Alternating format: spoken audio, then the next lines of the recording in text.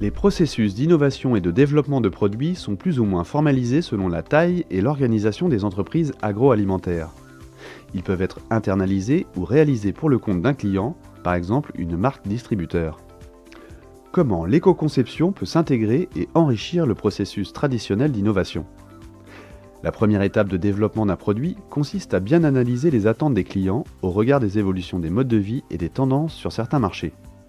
Cette analyse est généralement assurée par le service marketing. Dans une logique d'éco-conception, les communications et postures environnementales des concurrents seront particulièrement observées. Les principales attentes et enjeux sociaux concernant la gamme de produits devront être identifiés. Cela permettra de définir un premier champ d'ambition de différenciation. Une fois que l'entreprise a identifié la catégorie de produits sur laquelle elle souhaite innover, elle va définir plus précisément les caractéristiques souhaitées. Elle s'appuiera sur un cahier des charges définissant les exigences et spécificités du produit, le coût, l'aspect, la qualité, etc. Pour un produit éco-conçu, le cahier des charges précisera en plus les caractéristiques pour réduire l'empreinte environnementale du produit. Par exemple, les matières premières et additifs à éviter, les distances et modes de transport ou le type d'emballage. Ces critères devront s'appuyer entre autres sur les informations acquises par les ACV afin de s'assurer de leur pertinence. Le produit est maintenant prêt à être développé par l'équipe recherche et développement de l'entreprise.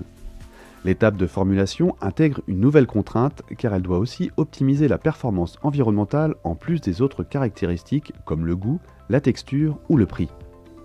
Cette contrainte peut devenir source d'opportunités par la recherche de nouveaux process et formats ou nouveaux ingrédients innovants et potentiellement différenciants. La formulation éco-conçue peut avoir une influence sur les paramètres d'industrialisation, par exemple le temps de cuisson, le calibrage, les cadences ou le taux de rebut. Il faudra être vigilant que les adaptations de la transformation n'annulent pas les bénéfices environnementaux liés aux nouveaux ingrédients. Et bien sûr, rester vigilant sur l'équilibre économique. Une fois la recette définie, il faudra procéder à plusieurs essais et tests, notamment auprès des clients pour validation. Dans le cas de l'éco-conception, à ce stade, il est préconisé de procéder à 2 types de tests. Faire tester le produit sans présenter ses caractéristiques environnementales afin de s'assurer que le testeur ne soit pas influencé par le contexte. Tester le produit avec présentation marketing de ses caractéristiques environnementales afin d'évaluer la perception complète du testeur. La communication est importante pour maximiser la valeur perçue et les bénéfices des démarches d'éco-conception. Le concept de produit est établi. Avant la validation définitive, plusieurs allers-retours sont généralement nécessaires pour ajuster la recette et le cahier des charges tout en conservant une cohérence environnementale du produit adaptée au contexte industriel.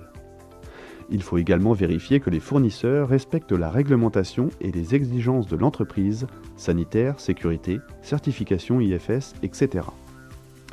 Les étiquetages et emballages sont aussi très réglementés. À cette étape, pour un projet éco-conçu, il faut être très vigilant à ce que le fournisseur soit en capacité réelle de répondre au cahier des charges élargi aux exigences environnementales. L'étape de pré-industrialisation permet d'ajuster les paramètres sur les lignes de production. Des réglages sont opérés afin que le produit fini soit conforme au cahier des charges.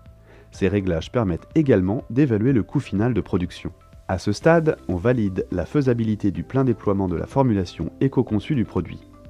On s'assure aussi que l'emballage est bien optimisé et que l'étiquetage donne toutes les indications de conservation et d'utilisation aux consommateurs, par exemple pour limiter le gaspillage ou optimiser la préparation. Plus largement, on s'assure que la communication respecte la norme ISO 14021 sur l'information environnementale. Enfin, le produit commercial est lancé avec une campagne de communication. Son processus de fabrication est maîtrisé. C'est désormais au marketing de mesurer le volume des ventes et l'impact de la communication environnementale du produit sur le comportement des consommateurs et même de la concurrence. Des ajustements et nouvelles versions amélioreront progressivement les gammes éco-conçues, liant succès économique et environnemental sur la durée.